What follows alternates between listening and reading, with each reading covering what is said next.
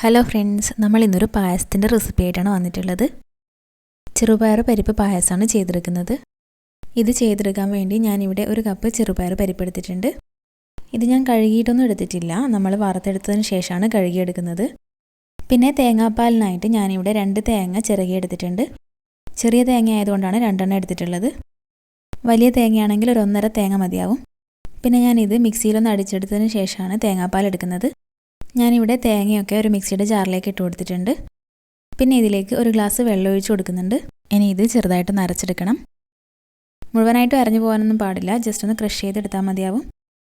പിന്നെ അരച്ചെടുത്ത തേങ്ങയിൽ നിന്ന് പാല് നിങ്ങൾക്ക് അരിപ്പയിലിട്ടിട്ട് മാറ്റിയെടുക്കാം. ഞാനിവിടെ ഒരു കോട്ടൺ തുണി ഉപയോഗിച്ചിട്ടാണ് അരച്ചെടുത്തിട്ടുള്ളത്. തുണി ഉപയോഗിച്ച് ചെയ്തെടുക്കുമ്പോൾ പെട്ടെന്ന് തന്നെ ചെയ്തെടുക്കാൻ പറ്റും. 1 കപ്പ് തേങ്ങാപ്പാൽ കിട്ടിയിട്ടുണ്ട്. പിന്നെ 1-ാം പാൽ എടുത്തതിന് ശേഷമുള്ള തേങ്ങ ഞാൻ മിക്സിയുടെ ജാറിലേക്ക് തന്നെ ഇട്ട് കൊടുത്തിട്ടുണ്ട്. ഇതിലേക്ക് 2 ഗ്ലാസ് വെള്ളം ഒഴിച്ച് കൊടുത്തിട്ടുണ്ട്. ഇനി ഇത് നല്ലപോലെ ഒന്ന് അടിച്ചെടുക്കാം. ഞാനിവിടെ ഇത് അടിച്ചെടുത്തിട്ടുണ്ട്. ഇനി ഞാനിതൊരു തുണിയിലേക്ക് ഇട്ട് കൊടുത്തിട്ട് 2-ാം പാൽ എടുത്തിട്ട് വരാം. ഞാനിവിടെ 2-ാം പാൽ എടുത്തിട്ടുണ്ട്. 2 കപ്പ് പാലാണ് എടുത്തിട്ടുള്ളത്. നമുക്കിനി ഇത് മാറ്റി വെച്ച് കൊടുക്കാം. പിന്നെ ഞാനിവിടെ പായസം ചെയ്തെടുക്കുന്നത് ഉരുളിയിലാണ്. ഉരുളി ഒന്ന് ചൂടായി വരുമ്പോൾ നമുക്കിതിലേക്ക് ചെറുപയർ പരിപ്പ് ചേർത്ത് കൊടുക്കാം.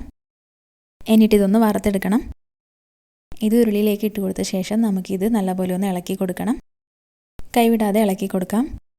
ഇതുപോലെ ഇളക്കി കൊടുത്തിട്ടില്ലെങ്കിൽ പെട്ടെന്ന് കരിഞ്ഞു പോകാൻ ചാൻസ് ഉണ്ട്. ചെറുപയർ പരിപ്പിൻ്റെ കളറൊക്കെ ഒന്ന് മാറി വരുന്നത് വരെ ഇളക്കി കൊടുക്കാം. ഇത് നല്ല രീതിക്ക് സെറ്റായി വരുമ്പോൾ നല്ലൊരു മണം വരും. കളറൊക്കെ ചെറുതായി മാറി വരുന്നുണ്ട്. ഇവിടെ ഇതിൻ്റെ കളറൊക്കെ ഒന്ന് മാറി വന്നിട്ടുണ്ട്. നമുക്കിനി സ്റ്റൗ ഓഫ് ചെയ്ത് കൊടുക്കാം. പിന്നെ ഉരുളി ചൂടായതുകൊണ്ട് തന്നെ നമുക്കിത് വേറൊരു പാത്രത്തിലേക്ക് മാറ്റി കൊടുക്കണം. എന്നിട്ട് നല്ലപോലെ ഒന്ന് കഴുകിയെടുത്തിട്ട് വരാം. പിന്നെ ഞാൻ കഴുകിയെടുത്ത പരിപ്പ് കുക്കറിലേക്ക് ഇട്ട് കൊടുത്തിട്ടുണ്ട്. ഇനി ഇതൊന്ന് നല്ലപോലെ വേവിച്ചെടുക്കണം.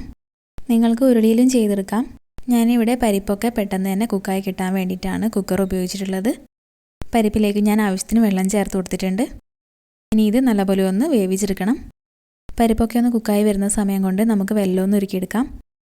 വെള്ളമൊക്കെ നിങ്ങളുടെ മധുരത്തിനനുസരിച്ച് ചേർത്ത് കൊടുക്കാം. ഞാൻ ഇതുപോലെയുള്ള 5 പീസ് വെള്ളമാണ് എടുത്തിട്ടുള്ളത്. ഒന്ന് കട്ട് ചെയ്തിട്ടാണ് ചേർത്ത് കൊടുത്തിട്ടുള്ളത്. പിന്നെ ഇതിലേക്ക് 1/2 കപ്പ് വെള്ളം ചേർത്ത് കൊടുത്തിട്ടുണ്ട്. ഇനി ഇതൊക്കെ നല്ലപോലെ ഒന്ന് മെൽറ്റായി വരണം. ഇവിടെ വെള്ളമൊക്കെ നല്ലപോലെ മെൽറ്റായി വന്നിട്ടുണ്ട്. ഇനി സ്റ്റൗ ഓഫ് ചെയ്ത് കൊടുക്കാം. എന്നിട്ടിത് അരിച്ച് മാറ്റി വെച്ച് കൊടുക്കാം. ഇവിടെ നമ്മുടെ ചെറുപയർ പരിപ്പൊക്കെ നല്ലപോലെ കുക്കായി വന്നിട്ടുണ്ട്. എനിക്കിത് കുക്കാവാൻ വേണ്ടി 4 വിസിൽ വേണ്ടി വന്നു. ഓരോ കുക്കർ അനുസരിച്ച് വിസിലിൽ മാറ്റം വരാം. പിന്നെ ഞാനിതൊക്കെ ഒന്ന് ഉടച്ചു കൊടുക്കുന്നുണ്ട്. പിന്നെ ഞാനിവിടെ ശർക്കരപ്പാനി ഉരുളിയിലേക്ക് ചേർത്ത് കൊടുത്തിട്ടുണ്ട്. ഇപ്പോൾ സ്റ്റൗ ഓൺ ചെയ്തിട്ടില്ല. പിന്നെ ഇതിലേക്ക് നമ്മൾ കുക്ക് ചെയ്ത് വെച്ച ചെറുപയർ പരിപ്പ് ചേർത്ത് കൊടുക്കാം. മുഴുവനായിട്ടും ചേർത്ത് കൊടുത്തിട്ട് നല്ലപോലെ ഒന്ന് മിക്സ് ചെയ്തെടുക്കണം. നല്ലപോലെ മിക്സ് ചെയ്തെടുത്തതിന് ശേഷം മാത്രമേ ഞാൻ സ്റ്റൗ ഓൺ ചെയ്ത് കൊടുക്കുന്നുള്ളൂ. ഇവിടെ ഇത് നല്ലപോലെ മിക്സ് ചെയ്തെടുത്തിട്ടുണ്ട്. പിന്നെ ഞാൻ സ്റ്റൗ ഓൺ ചെയ്ത് കൊടുത്തിട്ടുണ്ട്. ഇനി ഇത് നല്ലപോലെ ഒന്ന് കുറുകി വരണം. അതുവരെ ഒന്ന് ഇളക്കി കൊടുക്കാം. ഇവിടെ ഇത് ചെറുതായിട്ടൊന്ന് വറ്റി വന്നിട്ടുണ്ട്. നമുക്ക് വീണ്ടും നല്ലപോലെ ഒന്ന് ഇളക്കി കൊടുക്കാം. നിങ്ങൾക്ക് പായസം കുറച്ച് തിക്കായിട്ടാണ് വേണ്ടതെങ്കിൽ ഈ സമയത്ത് നല്ലപോലെ ഒന്ന് വറ്റിച്ചെടുക്കണം. ഞാനിവിടെ ഒത്തിരി വറ്റിച്ചെടുക്കുന്നില്ല. ഇവിടെ ഇത് ചെറുതായിട്ട് കുറുകി വന്നിട്ടുണ്ട്. ഈ സമയത്ത് ഞാനിതിലേക്ക് 2-ാം പാൽ ചേർത്ത് കൊടുക്കുന്നുണ്ട്.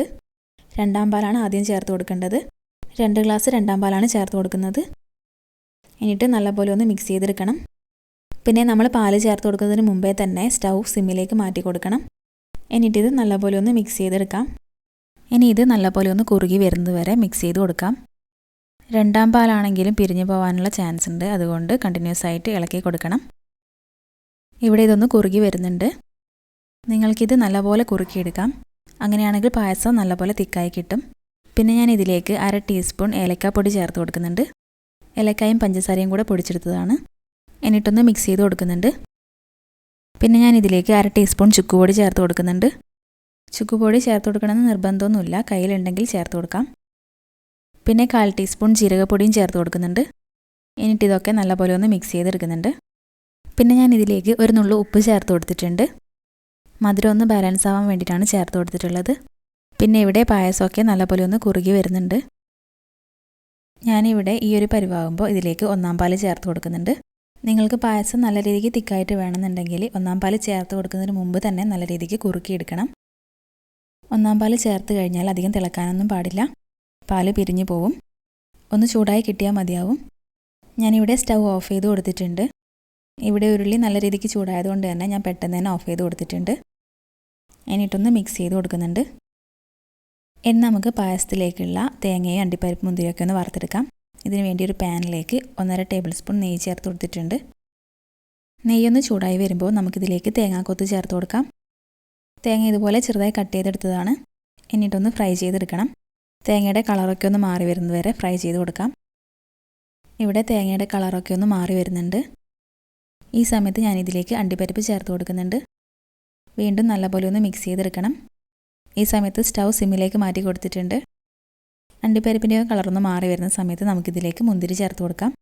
എന്നിട്ട് നല്ലപോലെ ഒന്ന് മിക്സ് ചെയ്തെടുക്കണം. ഇവിടെ ഇതൊക്കെ നല്ലപോലെ ഫ്രൈ ആയി വന്നിട്ടുണ്ട്. ഇനി സ്റ്റൗ ഓഫ് ചെയ്ത് കൊടുക്കാം. ഇനി നമ്മൾ ഫ്രൈ ചെയ്ത് വെച്ച അണ്ടിപ്പരിപ്പും മുന്തിരിയും തേങ്ങയൊക്കെ പായസത്തിലേക്ക് ചേർത്ത് കൊടുക്കണം. എന്നിട്ട് നമുക്ക് പായസം ഒന്ന് മിക്സ് ചെയ്ത് കൊടുക്കാം. ഇവിടെ ഇപ്പോൾ ചൂടോടുകൂടി ആയതുകൊണ്ടാണ് ഇത്ര ലൂസായിട്ടുള്ളത്. ഇത് ചൂട് തനിയുമ്പോൾ ചെറുതായിട്ടൊന്ന് തിക്കായി വരും. പിന്നെ തനിഞ്ഞ് വരുമ്പോൾ ചെറുപയർ പരിപ്പായതുകൊണ്ട് തന്നെ അധികമായിട്ടൊന്നും തിക്കാവില്ല, ചെറുതായിട്ട് മാത്രമേ ഒന്ന് തിക്കാവുള്ളൂ. അതുകൊണ്ടാണ് ഞാൻ പറഞ്ഞത് നിങ്ങൾക്ക് നല്ല രീതിക്ക് തിക്കായിട്ട് വേണമെന്നുണ്ടെങ്കിൽ 1-ാം പാൽ ചേർക്കുന്നതിന് മുമ്പ് തന്നെ കുറുക്കിയെടുക്കണം. നമ്മുടെ ചെറുപയർ പരിപ്പ് പായസം ഇവിടെ റെഡി ആയിട്ടുണ്ട്. എല്ലാവരും ഒന്ന് ട്രൈ ചെയ്ത് നോക്കണം. വീഡിയോ ഇഷ്ടപ്പെട്ടാൽ ഒന്ന് ലൈക്ക് ചെയ്യാനും ഫ്രണ്ട്സിനൊക്കെ ഒന്ന് ഷെയർ ചെയ്ത് സബ്സ്ക്രൈബ് ചെയ്ത് സപ്പോർട്ട് ചെയ്യാനും മറക്കരുത്.